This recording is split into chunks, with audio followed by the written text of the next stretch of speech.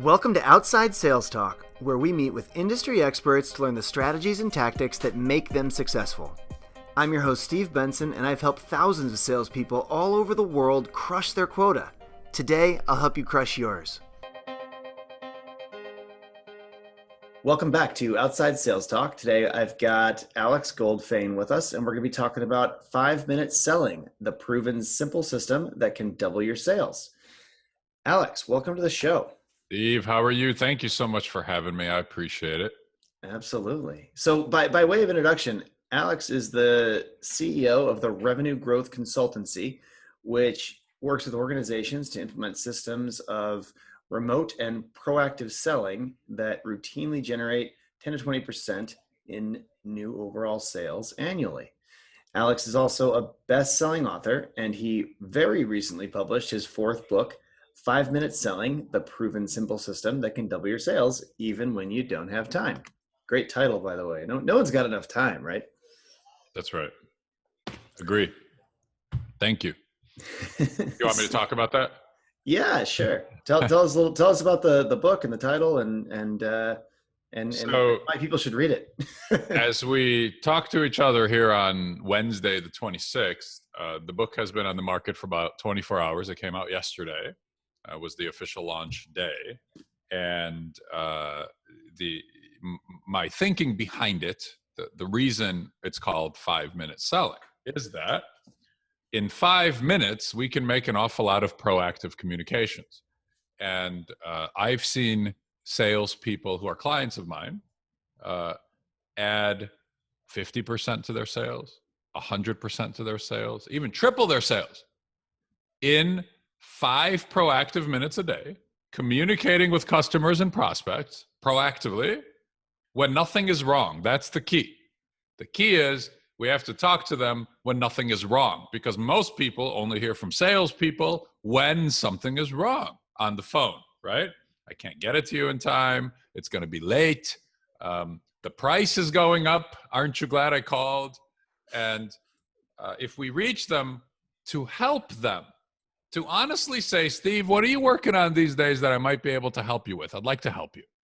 And they're not getting phone calls like that. We're all sitting by the phone. We're all at home. We're all at our desks. And we're all sitting by this, and nobody's calling it. The only time it rings is somebody announcing a problem to you. So if we can be present in systematically is the key, sales will shoot up. Great concept. So in your book, you mention, and you just mentioned this concept of proactive phone calls. Tell me a little bit about how field salespeople can be proactive when reaching out to prospects over the phone versus the other ways they could be, I'm not sure, reactive or only reaching out when there are bad things you mentioned. Tell me how they can be more proactive. What does that mean? So most salespeople live reactively, which means the phone rings all day long and we answer it. And on the other end of the line are customers who need something. They have a problem or they have an urgency, right? They need it yesterday. Or you screwed it up. Where is it, right? You sent me the wrong product. I don't have enough. My guys are standing around, right? You're killing me. So 90% of salespeople live this way, reactively. We talk to people who have problems or urgencies all day. We're busy as hell, right? I'm not suggesting anybody's sitting around, right? Plus, they're field salespeople, so they're on the road, driving around from one customer to the next, trying to cram as many visits as they can. So between that and answering the phone, it doesn't leave a whole lot of time for picking up the phone and saying, Steve, it's Alex. How you doing, man? I was thinking about you. How's your family? How are the kids? What are they doing, right? How was their summer? Was it normal? Did it feel a little bit normal to them, right? What about school? What are they doing for school? Are they going into the building? My kids went to orientation today in the building for the first time in 6 months, right? That actually happened to me today, to them. And I'm so happy they got to go in the building. Like, we don't really know each other, Steve, but we could talk for an hour about the things we have in common in dealing with the pandemic, right? And then I would pivot the conversation gently to business after 5 minutes of catching up. And I would say, what are you working on these days that I might be able to help you with? What are you working on these days? What projects do you have coming up? If you sell products, what do you need quoted, right? What are you having trouble getting quoted that I can help you with right now? And when you pivot to the business like that and ask to help people, nobody is going to get mad at you because they don't have anybody in their lives offering to help them like that. And they're going to be grateful for it. And they're going to look for ways to reward you for it. Makes a ton of sense. And what would you say that field salespeople should include in every one of these proactive phone calls? What are the ingredients? Obviously, you mentioned kind of the relationship building and keeping in touch with types of connecting discussion points. But what else is in there? What are the if you were going to write me a recipe? I don't know that we need a strict recipe for every one of these. I think what we need is to say, I was thinking about you, right? That's ingredient one. Because when you tell somebody that, it's impossible to get mad at you. You're honoring the person, right? When you tell me you're thinking about me, that's an honor. That's lovely. And then I would say, how are you? How's your family? I always ask about family.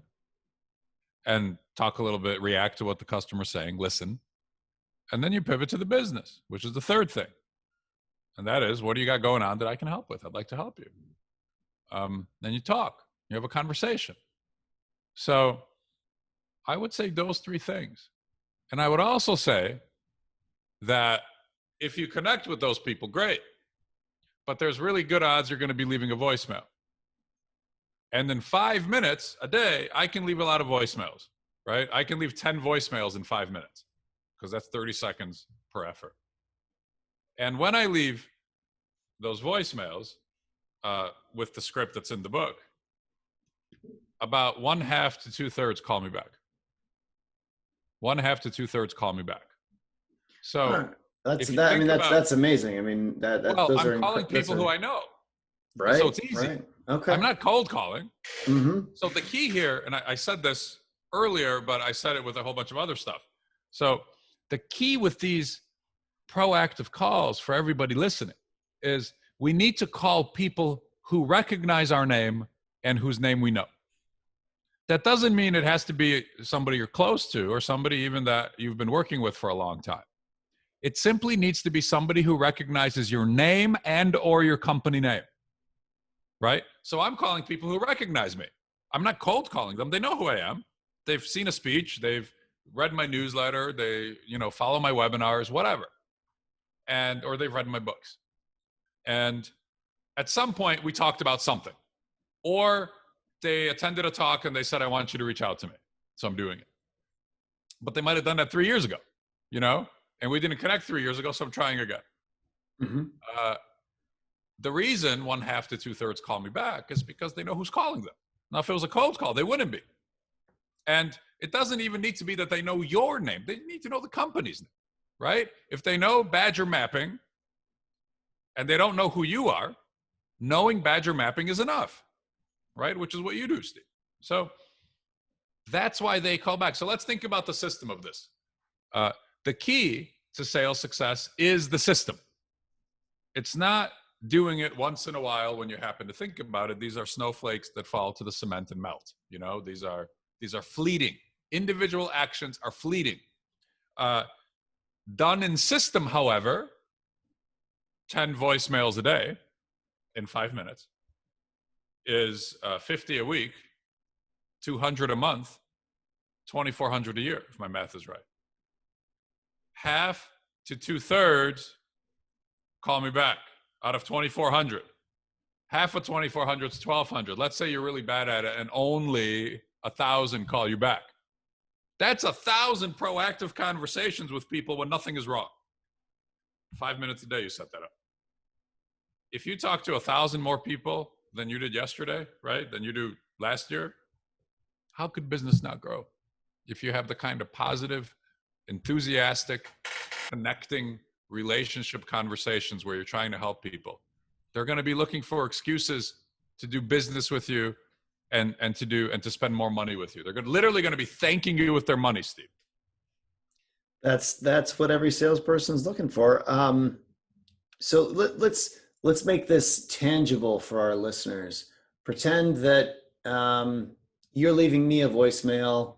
You know, I'm the CEO of a software company, and we know each other from we met at a conference a year and a half ago, and we were at the same table, and we chit-chatted a bit. You learned a bit about me, I learned a bit about you, and then we never talked again. You might have left me an email, you sent me an email and called me then, but now we haven't talked since. What is the voicemail that you would leave in that particular situation? And then after you leave it, we can kind of dissect what it was that you did. Here it is.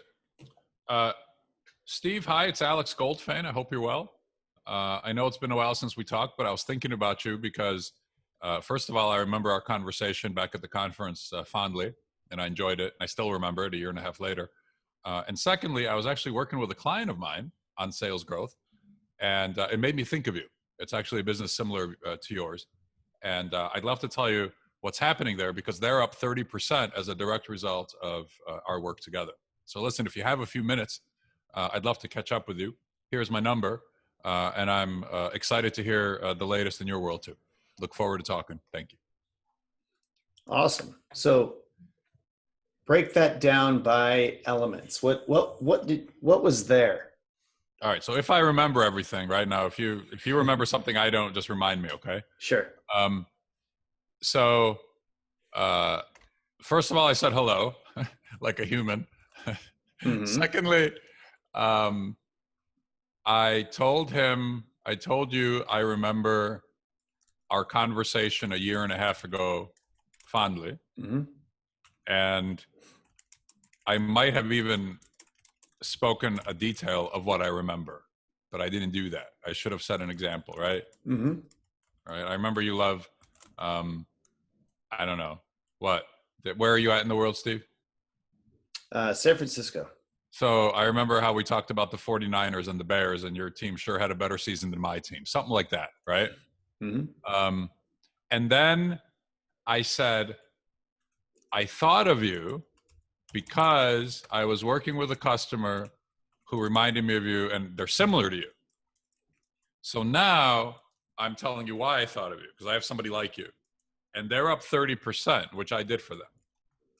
And I'd like to do that for you too. I'd like to help you that way.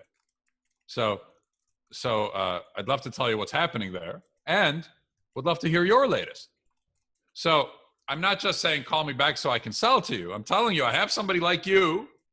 They've grown this much. I'd like to do that for you. Call me and I'll tell you what's going on there. And also I want to hear what's happening with you. So that's why 1/2 to 2/3 call me back. And you see the whole thing took 30 seconds. Absolutely. I think it's fantastic. So let's dig into the telling them about the 20 or 30%, that someone gained from having worked with you, that piece. How do you choose what to tell customers, what you can do for them, and how do you shape that comment? How do you customize it, or do you customize it, and how do you decide and recognize what's going to be an outcome that they're going to be really excited about? I don't even know that I think about it for as long as you just asked the question. And maybe because I do it automatically, so I break it down. I need to break it down. But when I'm talking to a prospective client, I'm telling lots of stories about my current clients. I'll give you an example. I have a client right now that's a manufacturer, a Canadian manufacturer of synthetic stone.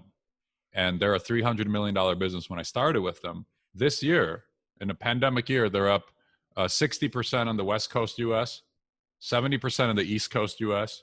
Now, that's not all our work, but much of it is our work because they got to proactively communicating in system with their 150 or so customer-facing people that went through my program. And it's no more complicated than the fact that they're present in front of their customers and prospects way more.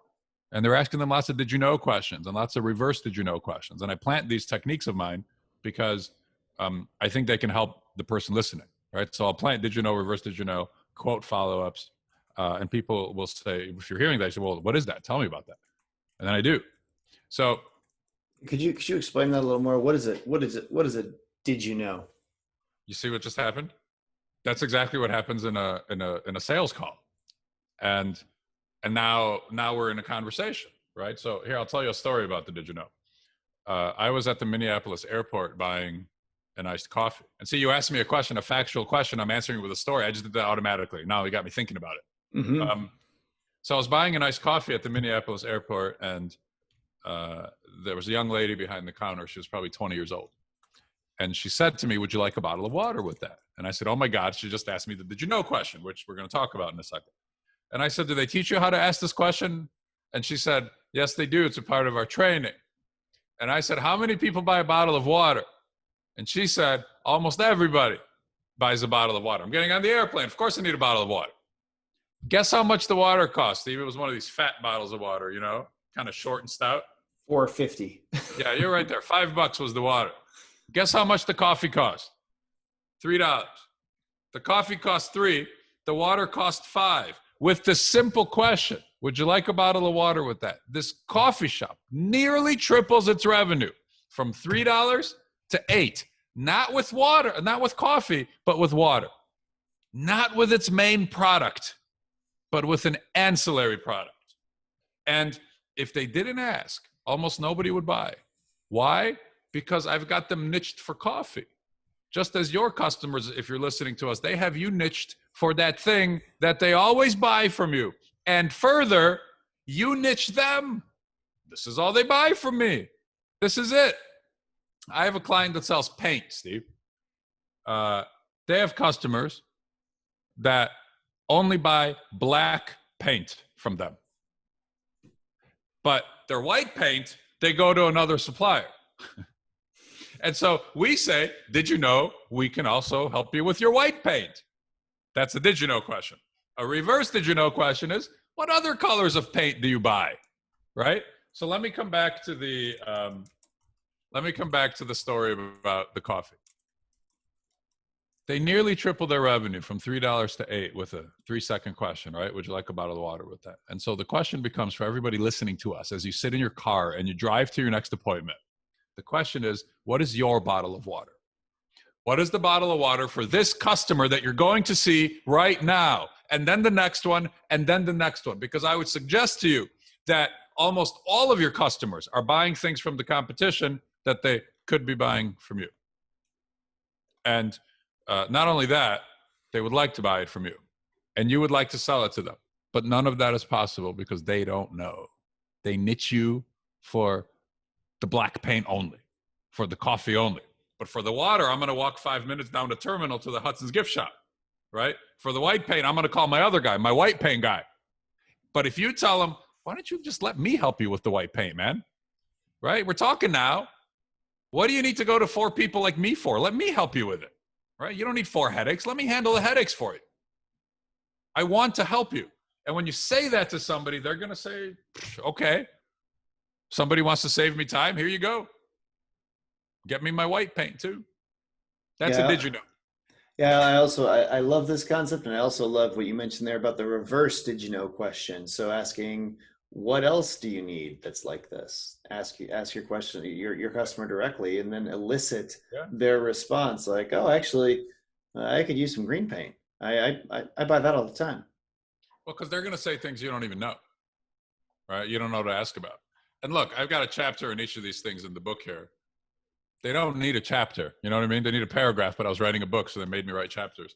They don't need a chapter, though. Everybody knows these questions. And so the key is to ask them, insist them all the time. And I'll give you another example. We know statistically that 20% of did you know questions close. So we know this for a fact. So over millions of did you know questions over the years, 20% turn into business. Now, ask 5. They're about 3 seconds each. Did you know we can help you with white paint? Would you like a bottle of water with that, right? Did you know we can help you with this add-on with your software? 3 seconds each. 15 seconds. 20% close. So ask me 5 did you know questions. You'll add 1 line item in time. Ask 50, add 100. How many salespeople do you have? Customer facing people, Steve? About 30. Let's say 30 people asked 5 did you know questions a day, right? Because they talk to people. And I can ask 5 did you know questions just to you, just to one person, right? Let's say 30 people ask 5 a day. That's 150, right? Mm-hmm. 150 a day, I think, is 750 a week. Mm-hmm. 750 a week, I think, is 3,000 a month. 3,000 a month is 36,000 a year. Mm-hmm. That's 36,000 did you know questions a year. We know 20% will turn into a new line item. 20% of 36,000 is 7,200. 7,200 new line items. So give me, if I buy your Badger mapping software, if I buy your main product, is there an add-on? Is there a service? Is there additional things I can do with you? Nope, we just have the one app. So that's exactly what I was just thinking. But as you were saying this, it's like, too bad I don't have another app. We're a little different than a lot of companies. So we've bundled everything into one application. So we could have made the choice to make the initial application cheaper and then have a bunch of add-ons to that application that we know that most people would get. But instead, we do 4 or 5 major things for customers, and it's all in one application, all rolled together, bundled. And Okay. and in software that happens a lot. You Sure. can't buy just Word but not Excel from Microsoft. You get the entire suite. So if you had something unbundled or additional options, and you asked did you knows about them, you should expect a lot of extra business closed. I mean, maybe I should just sell water. I mean, that water bottles or paint. I mean, I could add that on. Everybody needs water. Who doesn't need water? Everybody needs it. The another thing you just mentioned was quote follow-ups. Tell me about a quote follow-up. What is that, and how does it help? This is a great thing for people who are in the car. So quote follow-up is the last 1% of the work. So if you've done all the work and you've built your relationship with your customers and you service the customer well, and they like you and they appreciate you and they value you, and then they asked you for a quote or a proposal and you sent it to them, and now they have it, and now they're silent. And so you've got to do the last 1%. And that is the follow-up. Steve, where are you at in that quote? I was thinking about you. I'd like to help you. And so if we do that, we're going to close a lot more quotes, right? In my experience, is 20 to 30% of the outstanding quotes will also close. So I had a client, a salesperson, who told the story. Every time he got in his car, he printed off the stack of yesterday's and last week's quotes. Yesterday's first, and then last week's came beneath it. And he simply followed up on him. He called as he was in the car. He simply called. And when he did that, I said, what happened to the close rate? I said, what was the close rate before you started following up? He said 20 to 25%, a normal close rate for distributors. I said, what happened when you started calling to follow up? He goes, upwards of 80%. Where are you at in that quote? I was thinking about you. I'd like to help you. They're not quiet and silent because they don't want it. They're quiet because they're busy. And you're not asking. If you asked, look, they asked you for the quote, right? They asked for it. You didn't send it to them against their will. They asked for the quote. So now call them and say, listen, I'd like to help you with that. Ask for the business, right? When can we start? How would you like to pay? I'd like to get moving on this, right? I have 10 in my warehouse. Should we lock them up for you? Right? I could have a delivery truck there on Tuesday or Thursday. What's better for you? When can I expect the PO? Another technique of ours, a pivot to the sale, right? Which means asking for the business. But basically, when you follow up on quotes in system, again, everything's got to be systematic, not once in a while, all the time. You're going to find your sales shooting up through the roof. You also mentioned using stories a second ago. Can you talk a little bit about what your tips are about using stories? I think that, how many have I told so far in the 20 minutes we've talked so far? Probably 5 or 6 already. Mm-hmm. Right? The sales guy in the car, following up on quotes. Paint. The water and the coffee. Which one? The paint. the paint, and others that I can't remember anymore. But I know we talked about others. So when you tell people success stories, you're doing a bunch of things. First of all, you're showing them what you can do instead of telling them what you can do. Instead of speaking about the facts and the specs, you're showing them somebody like them that you helped, right? You're adding color to it. You're adding energy to it, enthusiasm, entertainment, right? That's number one, showing instead of telling. Number two, you are showing them that you have people that you work with like them. So you've helped peers of theirs. And especially, so what I would do is I would try to think of my client names who my prospects would recognize, right? So I don't know, maybe name dropping is the name for it, but I want them to know who I'm talking about. And if they don't know who I'm talking about, I tell them, look, it's a multi-generational business just like you, right? Grandpa started it, then dad ran it, and now the third generation's in it just like you. So I would describe the business and connect it to them. So you're essentially giving a reference to your prospect actively, right? And then, honestly, after that, the content of the story doesn't matter very much. You just want it to be something that's interesting. And so you want to sort of have a story for any moment, you know? You have a story, have a library of stories that you can fall back on that you went through that are interesting and entertaining, and you know, certainly stories you've told before that, you know, get a nice reaction from people. And if I can tell you a story, I can get you to picture what I do. If I just tell you what I do, we're just talking about dry sort of facts and specs. So that's the power of a story. And what about 3-second actions? Can you explain 3-second actions to me and how you use them? Yeah, I mean, a did you know question is a 3-second action, right? Did you know we can also help you with this or that? A reverse did you know question, 3-second action. Okay. What else do you need that I can help you with? I had somebody ask that question. Here comes another story. Again, I don't even notice these things, but now I'm conscious of it. I had a client salesperson stand up in a speech in a workshop I was doing with the company, a follow-up second workshop. And he stood up and he said, I asked the reverse did you know question to my customer. I said, what's on your wish list? That was his question. What's on your wish list? Customer started rattling off things. So she got to 6 or 7 and I couldn't keep up anymore because he was writing them. And I said to her, why don't you just think about it for a minute and email me the whole list and I'll tell you what I can help you with. Send me the whole list. And she said, okay, good idea. They hung up.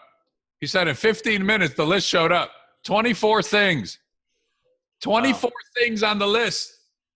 I said, how many of you sold? He's standing up telling the story in front of his peers, right? I said, how many of you sold? He said, only 18.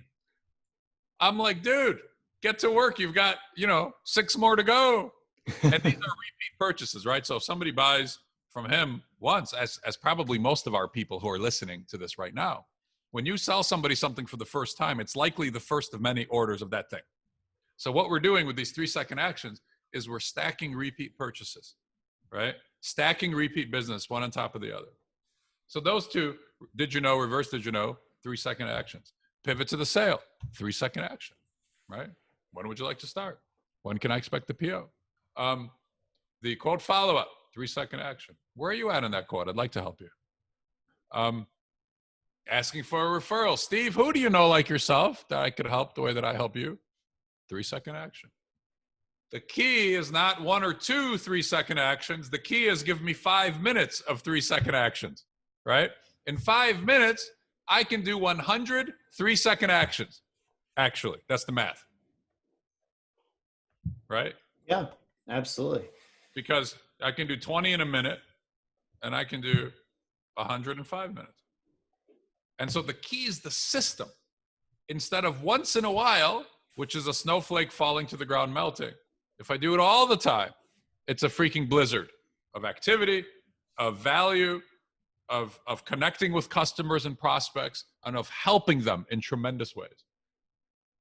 And about that helping them, about the way you help people, what is this why people love to give referrals? Why do you think people love to give referrals? People love to give referrals. Have you ever stood in a circle with a group of people and you ask for a chiropractor referral or like a painter for the walls? You know, does anybody have a good chiropractor? My back's been really bothering me. And you're standing at a cocktail thing when that used to happen. And what do the other three people do when you ask for a recommendation? Everybody's got a recommendation. They fight with each other, right? No. You got to use my guy. My guy's better because, right? And they want you to use their guy. They open their phone and they shoot you the contact, right? Let me shoot you the contact. We used to hand business cards, right? Back in the day, and now we shoot contacts. Everybody shoots a contact too. And all of a sudden you've got a contact from everybody. And if you don't use their guy, they get upset about it. But why did I give you the referral if you didn't go to him? So people love to give referrals. Why? Number one, they want to help. They've got a friend who needs something. They've got a good provider. They want to connect them, right? Number two, if I give you a referral, Steve, and that person buys from you, and tomorrow I need something from you, and I say, Steve, help, and you say, Alex, I'm too busy, I will say to you, remember my referral yesterday, dude? You're not too busy for me, right? With a smile, but I need your help. And if you want another one, I need you to help me here. And you're going to feel like you owe me, right? Like you're kind of obligated to me. So you're in my debt a little bit. And so that's another reason people like to give a referral, because I do something nice for you. One day I'm going to need something from you, right? And I know I'm going to get that help. And finally, if you refer somebody to me and they do great and they grow their sales and they're happy and I'm thrilled because I got business, who looks best in that scenario? Who comes out smelling like a flower, smelling just amazing? Yeah, you. The referrer does. So people love giving referrals. It's just that we don't ask. We're afraid. So when Fear is the reason we don't do these things. If we're talking about all these things, right? If you want to know why we know these things but don't do these things, it's because of fear. Absolutely, yeah. No, and when we do ask for a referral, what should salespeople include when they ask, when they're trying to get someone to give them referrals? What do you think? What do you think they should include in that discussion? The question. So it's one question and then a little follow up. The question is, who do you know, like yourself, who I can help the way that I help you, or who would benefit from my work the way that you do? And then you zip it and you be quiet and you let the person answer the question. Because I've been thinking about asking you for a referral for a while, but you haven't been thinking about my referral because I just asked you. So you don't know it's coming, so you got to think about it for a minute.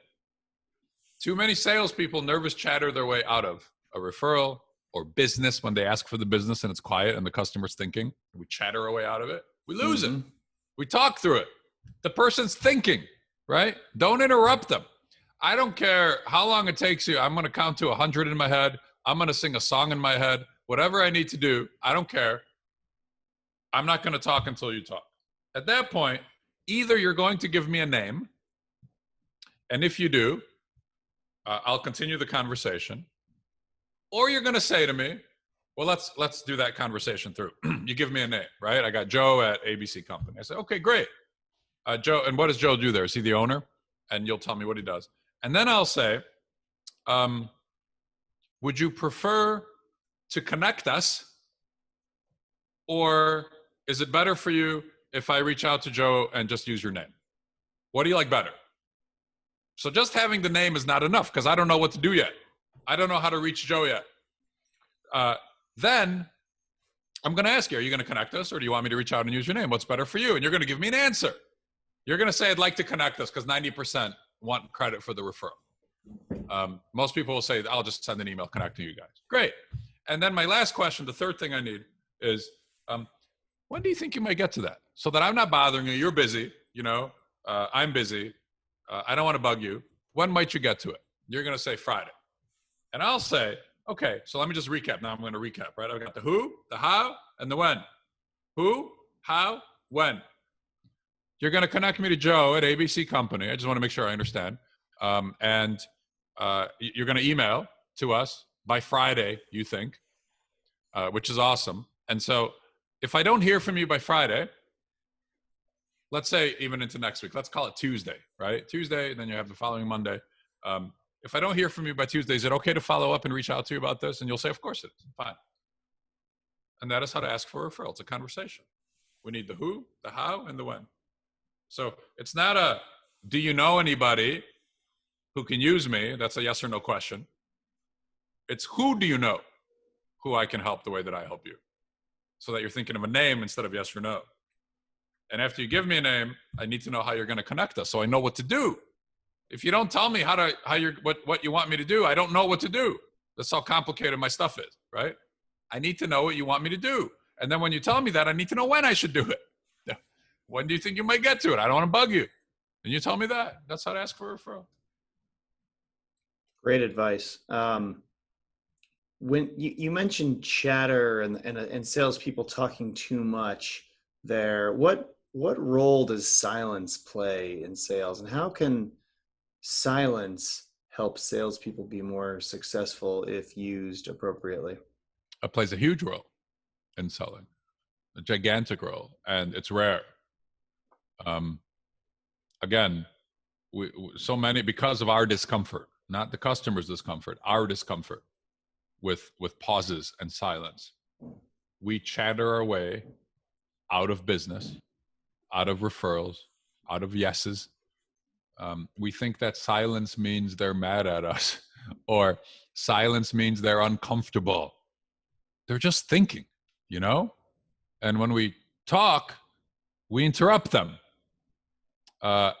And there's two kinds of silences. The first one is the kind we were talking about, ask a question and let the customer answer, right? Sort of macro silence where you ask him something direct and you wait for an answer.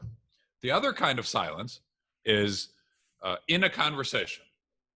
And when you finish your sentence, when we talk and your part's over and there's a pause, I don't start talking right away.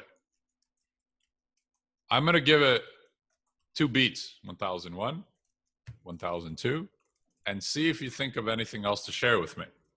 Because in those pauses, oftentimes the customer will jump into them with more information that I won't even know to ask about, and you won't know to ask about. They volunteer things into the pauses because you're giving them oxygen to think. So that's another way. And many times I'm having a conversation and somebody finishes and I pause and then they keep going because I've given them that space and they give me valuable stuff. So there's 2 kinds of silences, the bigger one and the little one. And how does rejection play into all this? Why do salespeople fear rejection, and what would you recommend that salespeople do to deal with rejection? I mean, who gets rejected more than us? You know, in baseball, if you fail 70% of the time, you go to the Hall of Fame, right? In sales, we don't come close to a 30% success rate, right? We don't hit 300. The best of us succeed 10% of the time, maybe 15% of the time, which means 9 out of 10 efforts we're getting rejected. I mean, it's immense, you know? We live amidst rejection, and there's no choice. I mean, you have to go through the rejection in order to get to the yeses. If you're not getting the no's in sales, you know what you're doing? You're emailing. That's what you're doing. You're emailing, and you say, oh, that's it. I've sent it. I've succeeded. What? No, what have you done exactly? Did they get it? You don't know. Did they see it? You don't know. Did they open it? You don't know.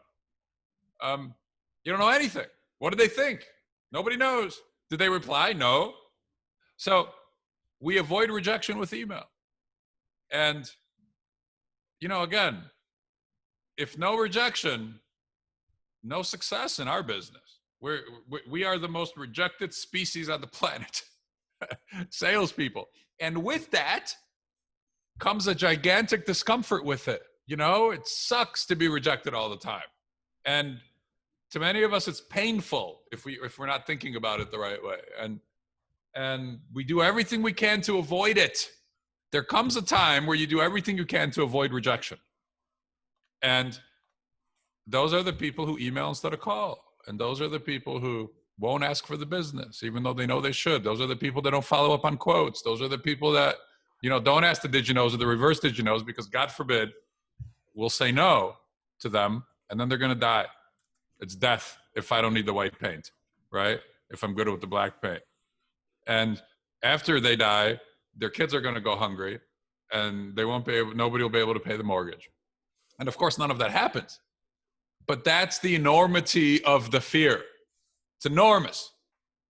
So, and it's also automatic, right? We don't take the time to think through any of that nonsense, right? Well, that sounds really stupid. Like, of course, that's not going to happen. But because it's automatic, we don't even know it's there. It's in our subconscious. And it's the great defining characteristic of salespeople is fear of rejection. And that's 90% behave this way.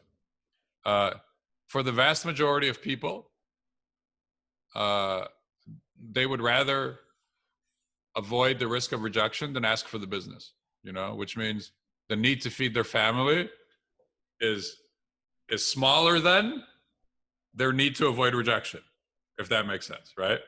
Right. Well, we act emotionally. We don't act, if we thought it through like that, then I think we'd all ask for the business more often. But because we react emotionally to the fear of rejection, I think in our lizard brain, there are a few things worse than being rejected, because we could get kicked out of our tribe, if we're rejected by the tribe, and that can be even life and death. So it's probably when our lizard brain was being evolved and formed, the fear of rejection was injected into it. It's funny you bring up the baseball Hall of Fame versus salespeople, because I'm the president of the Sales Hall of Fame, and I can tell you that it's harder to get into the Sales Hall of Fame than it is to get in the Baseball Hall of Fame right now.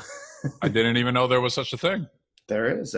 I'm the president of it. It's a great thing. We kind of bring in sales. A sales leader or thought leader gets nominated, and we bring them in and kind of get a synopsis of their work, and then we kind of get a little collection of the things that they would like to show people. And then what it's become is kind of a way for people that just want to check out a whole bunch of sales thought leaders, or they can kind of quickly flip through 100 of them and just kind of see, here are the ones that were kind of hand selected, and here's a little synopsis of all their work, and here's cool. I'd love to learn more about that. Yeah, totally. We can talk about it. It's a cool. Just Google Sales Hall of Fame; it'll come right up. Right on. But so very cool. Yeah, that's really interesting. Just one more point about the rejection, if that's okay. Yeah. I think that our behavior in sales follows our mindsets, and because we can't outperform our thinking, right? You can only behave how you think. If you think you're bothering the customer and annoying them and they're going to reject you and then you're going to die, you're going to behave accordingly to avoid death. And again, I'm exaggerating. We don't think those words, but that's how big the fear is, right? Absolutely. Well, and that's what I was saying. The fear is there. The fear is that enormous to us because when our lizard brain was being evolved, rejection was a really big deal. And we have to be rejected to succeed, right? Mm-hmm. I was having a drink with a friendish, mostly because of what happened in the story. Went from friend to friendish. We're having a drink, and I've written, this is my 5th book that we're talking about here, and he said, Alex, I want to write a book. I said, okay, what do you want to write about? So he told me, and he goes, what should I do? I said, well, you got to start pitching agents and publishers and be prepared to get rejected a lot. You're going to fail, and then you'll succeed eventually, probably. And he said to me, no, because I've never failed at anything in my life. Yeah, 44-year-old dude. And it took everything I had, Steve, not to say, well, then you've never tried anything interesting, man.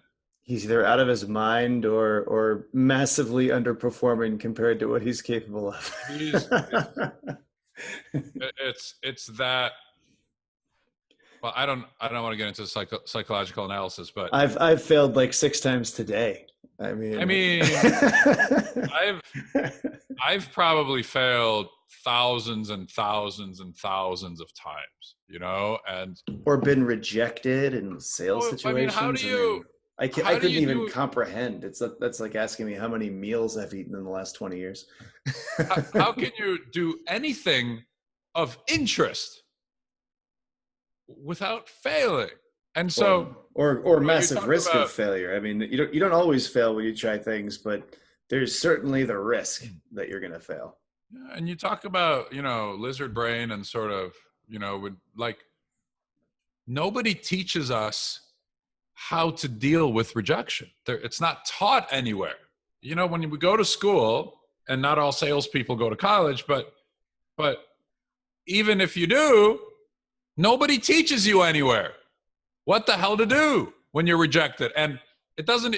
Frankly, there should be courses on how to deal with this, because if you're ambitious in any way, whether it's for your own job and climbing the ladder, or whether it's just in your sales work, or whether you're not even in sales and you have some ideas of what you want to do in life, I mean, you're going to get pounded by rejection, and you've got to be able to deal with it. And so most of us end up having to learn it as we go and deal with the byproduct of it, which, the first time my first business blew up, I was 24 years old.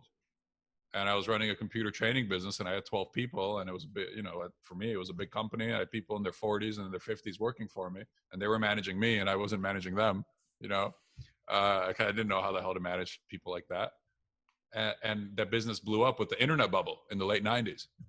No, it was 01. It blew up in 01. I started in the late 90s, blew up in 01. So it lasted 2-3 years.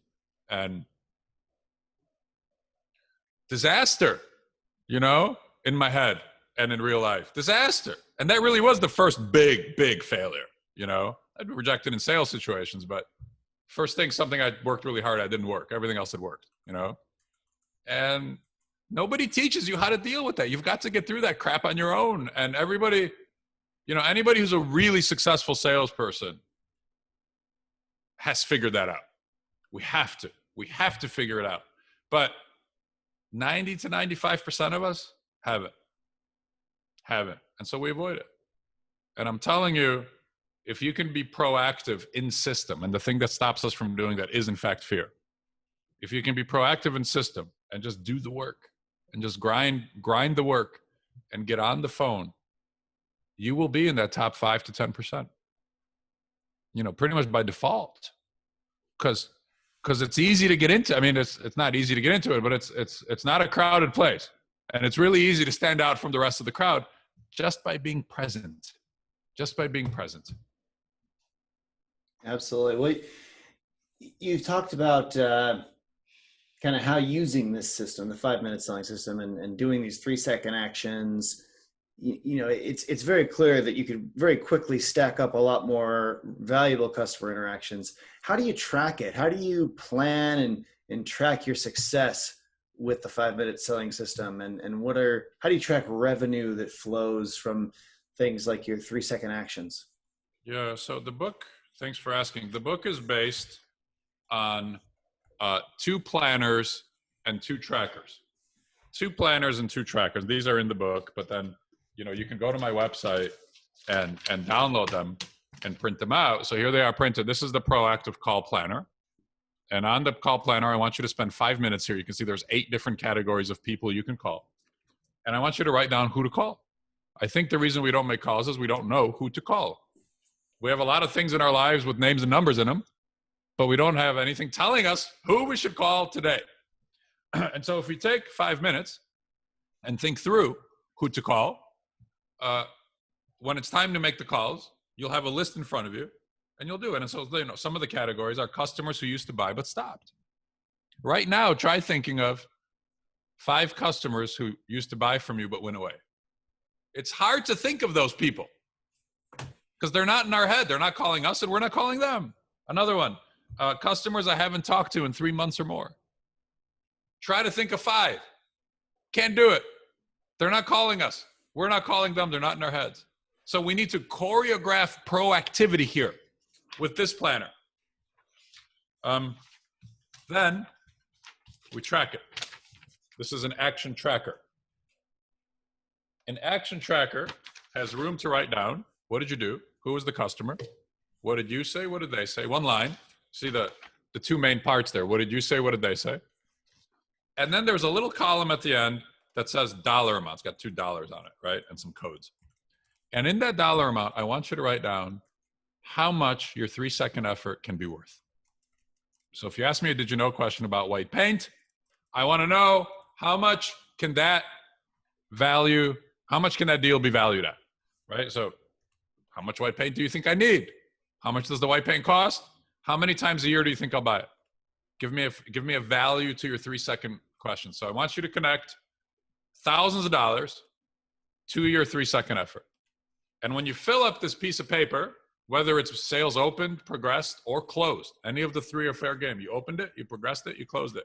I want a dollar value estimate next to it. When you fill up this piece of paper, and then the next one that goes on top, and the next one that goes on top, you have a gold mine of opportunities to follow up on and dig into and chase. And also what you have is proof of your success written down on a piece of paper. I did it. Here's the results I generated. And you get energy from that, and you get motivation to go do it some more. Yeah, it's funny when you were saying that. It reminds me of a little practice I used to have when I was in field sales. Whenever I was going to have like a drive that was more than like 15 minutes, I would whip out my to-do list, which of course was on paper at the time. But I would whip out my to-do list and just write down the phone number and name of a bunch of people right into my phone. Actually, how did I do this? I guess this was pre-phones, I think. No, I guess no, I must have had a cell phone because I was making calls out of the car. So I was writing down all the numbers onto a piece of paper, and then I would dial the numbers on, it was a flip phone. So name and phone number, but I would just pull off all the people, like all the things on my to-do list. I would just scan through and grab like 10 or 15 things where the next step on the to-do list was to call them and have a conversation about this, that, or the other thing. And I would just have those quick calls. Yep. I would drill through that list while I was like, driving back from the airport or driving to this next customer meeting or whatever. Yeah. Yeah. That's if you're a field sales rep, you've got all the time in the world in that car, and instead of emailing before or after you get in the car, instead of, or maybe not even instead of, maybe in addition to your audiobook or whatever, or Sirius XM that you listen to, get a pile of quotes to follow up on. Get a list of customers you haven't talked to in 6 months or more to call while you sit in the car. And just leave a message, right? Chances are they're not going to pick up. Just leave a message. I was thinking about you, right? We did the whole script already here. Mm-hmm. How you doing? I miss talking to you. What's going on with you? Let's connect. I got a good story for you from a customer similar to you. Yeah, it was a fantastic thing and really helped me. So I guess I was kind of doing a mini informal way of what you're describing here, which is really it seems like a fantastic process. The next piece of our show here today is sales in 60 seconds. I'll ask you quick questions with the hope of getting quick answers from you. First question is, what is the most important question sales reps should ask when qualifying? I would say, do you need what I sell? And I would even say better, where do you buy what I sell now? Do you have an app or a tool that you use daily and couldn't live without? And it doesn't have to be the Badger map. You can be honest. I love the Pomodoro Timer. Familiar with these? Yes. Do you want me to elaborate, or should I just stop there? No. You should tell. Yeah, you're not telling me. You're telling the audience. So yeah, I think these are great. so a Pomodoro timer started as a kitchen timer when you're making your eggs or whatever you were cooking. And And now, Pomodoro means tomato in Italian. yep, yep. And so as a tomato timer, you would turn the top half and it would tick down. And there's apps now where if your goal is to make your proactive phone calls first thing in the morning, which is when they should be, or sometime during the day, you sit down, you start your timer for whatever amount of time you want it to go. You know, I set 15 or 20 minutes and I start calling people. And as long as the timer is running, I'm calling and leaving messages. And as soon as the timer is done, my break timer starts, because I said that for a break to get up, walk around. I get up. Now, if I'm in the middle of a conversation, I'll finish it, right? I won't interrupt in the middle. Sure. Get up and I walk around. My timer's up. It dings on my phone too, because the timer follows me around. And I come back and I do the next thing. I actually used it to write the book. I wrote 5 Minute Selling in a month. And I left the days relatively open and I wrote it in 20-minute sprints. Which movie should every salesperson watch and learn from? Oh, good grief. Do you know, the movie that affected me more in the work that I was doing back then was called The Shipping News with Kevin Costner. The Shipping News is an old movie, I think from the 2000s, I believe, early 2000s. Have you heard of this? I have not, no. So The Shipping News is about a guy, Kevin Costner, who works in a tiny little town in Newfoundland, I think. And his job is to cover in the newspaper the what is shipped in on the boats. So the boats come in, and his job is to write articles about the boats. Well, he said the stuff on the boats isn't interesting. What's interesting is the people who own the stuff, the people who are buying the stuff, the people who own the boats, the people who are doing the shipping. So he started writing about people. And it was those stories when I was in my, early to mid 20s that affected me and sort of planted a seed in how I sell. I was just checking if I know my marketing team had done some research and written a top 25 list of best sales movies, and I hadn't heard. It's not a sales movie. Yeah, I hadn't heard of this one before. So I went back and checked, and it wasn't on the list. I was like, it's out of the box. It's not a sales movie. It's a movie about how stories affect the process. And it stuck with me that telling stories and giving examples, and it's the people stories that you want. Like and you do a fantastic job of that. I mean, I see how you weave stories into everything you're doing. We could all learn from that. Thank you. You sell an app and I sell sales growth services, but we all, both of us could benefit from telling the stories of our customers and how they improve from our product or service to prospective customers. Absolutely. What is the greatest sales lesson that you've learned over the years? Never, ever, ever give up. Thomas Edison said that many of life's failures are people who did not realize how close they were to success when they gave up, which means the next step might be the one that does it. If you stop, you'll never know if the next step is the one, and you might always wonder. It's one of the reasons that Badger is the name of the company, because the Badger is a very tenacious animal that never gives up. Nice. So what should all salespeople do every day to become more successful? Call 5 people a day on the phone when nothing is wrong, and ask them how you can help them and catch up with them, and look for ways that your products or services can help them.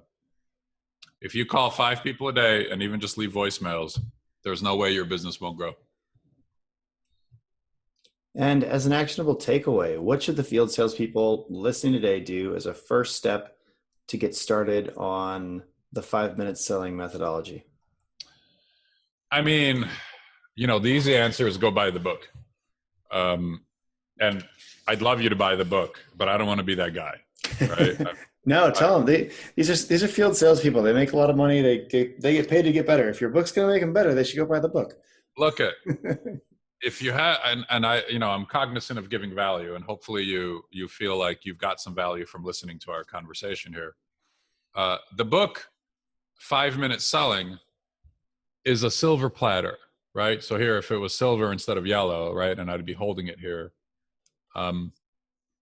everything you need to grow your sales significantly and very, very quickly is in the book.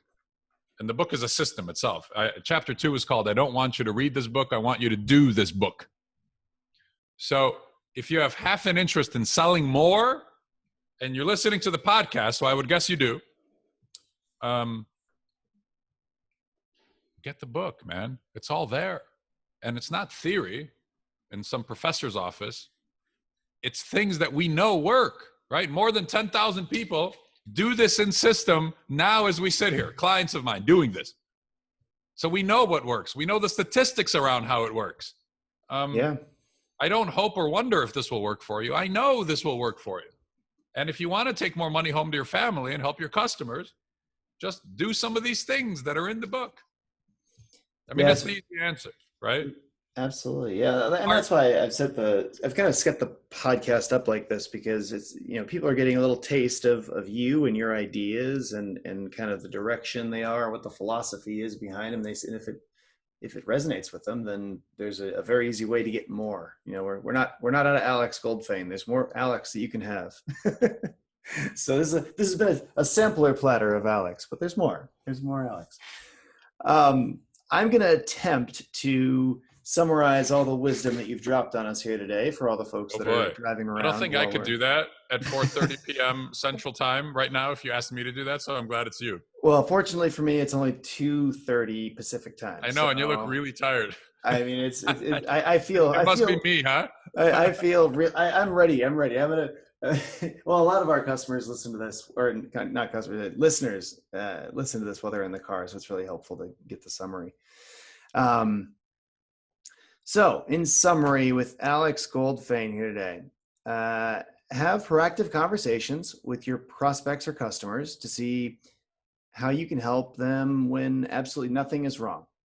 And that's kind of the crux of what he's trying to get you to do today, is reach out to people when nothing is wrong. Call people who recognize your name or your company name. And in the voicemail, you've got to include these 3 elements: your greeting, you got to reference the past conversations or interactions you've had, and you got to include what you thought of them, or include that you thought of them, that they were on your mind, and because you recently worked with or helped a similar customer, and show them how you helped that person. Give them the stat or the evidence, or the statistic behind it. He said, sell 20% more is what he said. Ask did you know questions. So questions to see how you can further help your customer with solutions or products that you provide. And between these three things that I've just said, so the proactive conversations, the leaving that voicemail, and the did you know questions, these 3 actions will help you stack and repeat more purchases. Don't be scared to ask your happy customers for referrals. Ask them, who do you know like yourself who could benefit from my work like you benefit from it? Then be silent and let them think. Then figure out the who, the how, and the when of, so who they know, how you're going to get connected, and when they're going to get connected. And figure that out about that referral. And then remember to always give your customers time to think after you ask a question. Add in gaps of silence so customers can tell you things that you may not know to ask about. Salespeople fear rejection, and this has become because no one teaches people how to deal with rejection. But in sales, you absolutely need to be rejected to succeed. You have to take risks. So you really need to be proactive, and you can't be proactive and get after things if you fear rejection. So it's a key thing to get past. take 5 minutes to plan who to call. Might be calling customers who used to buy or customers who you haven't spoken with in the last 3 months, and track what you said and what they said, and track how much your 3-second question might be worth. And this will help you continue to come up with your gold mine of opportunities for following up and provide yourself proof of your success that really is motivating to help you keep doing it. Alex, I think this has been so valuable, your insights and the stuff that you've shared with our listeners today. Where can our listeners read more about your work? How do they best reach out to you and connect with you? So my website, goldfayn.com, has all the details on my work if you're interested in help growing your team, growing sales of your team. These planners and trackers that we talked about are available as a free download there on goldfayn.com. So when you get the book, go there and get your planners and trackers. So it's a system and you have it.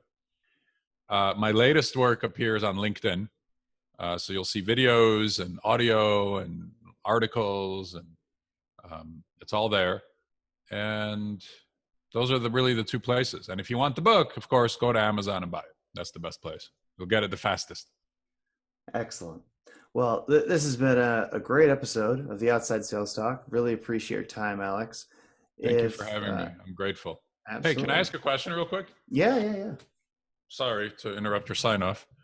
No, it's fine. How did you capture all that summary that you just read back? Were you typing it or writing it? Typing. I don't write with pens or pencils. That's hard. So you were typing all that as we talked? Yeah.